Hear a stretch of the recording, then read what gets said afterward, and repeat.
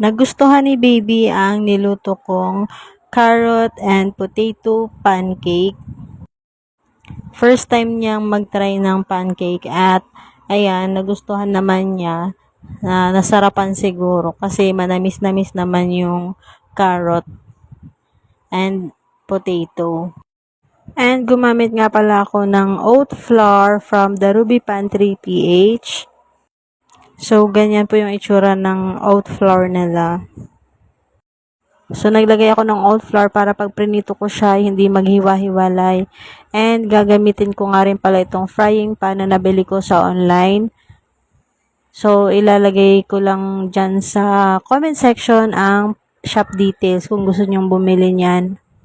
At, ayan na nga. Tapos na ako magluto. So, eating time na baby. Yan po yung kanyang breakfast pancake na